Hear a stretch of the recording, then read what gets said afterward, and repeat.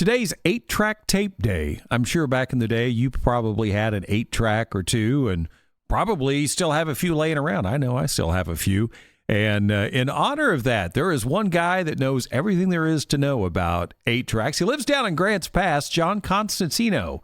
He runs 8trackavenue.com. John, good morning. Thanks for stopping by.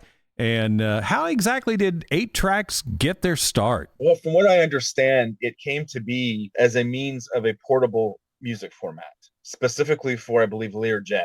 And then it became a format that was initially strictly automobile. And then it started to become, they started to make home machines, recorders and players for homes. And then it just kind of took off. But initially it was for portability. And it really was the first truly portable music format. And of course, like most things that are new, just like when records started and they were improved on, I'm sure 8-tracks had a rough start and it was kind of the Wild West and it kind of got a bad rap in the 70s. Unfortunately, the original design was a little bit different than what ended up becoming commercially available. So some of the issues that the tape had that gave it a bad rap, it would never have had those issues had they not, to cut costs, reduce some of the parts inside the shell itself that prevented tape jams and a lot of other things. So it's amazing how long the format has lasted with all of the cost cutting and kind of lack of cohesion as far as like standards. Every company kind of had their own standard as far as like cart design, the formulation of tape that they used, the style of reel that they used. And these all had an impact on the quality of the final product. And then you mentioned that it was originally designed for the Learjet, and the original inventor of that, William Lear, he invented that for his planes. Oddly enough, I think, correct? Now, he was basically the funding behind it. He bankrolled. I think he helped bankroll the invention of this format. And since today's 8-track tape day, we're talking with John Constantino, who runs 8trackavenue.com.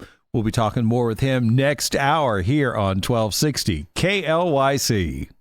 Today's 8-track tape day, and we've been talking with John Constantino this morning. He lives down in Grants Pass. He runs 8trackavenue.com.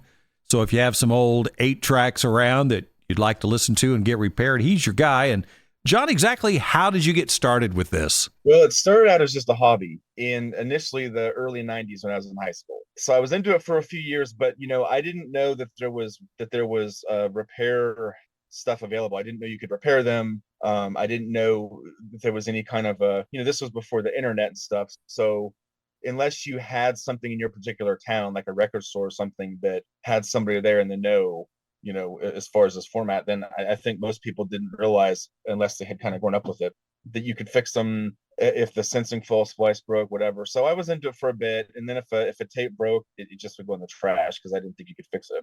Then in the later 90s, I kind of it went to the wayside, and I got more into vinyl and stuff. And then in the earlier 2000s, I kind of got back into it again.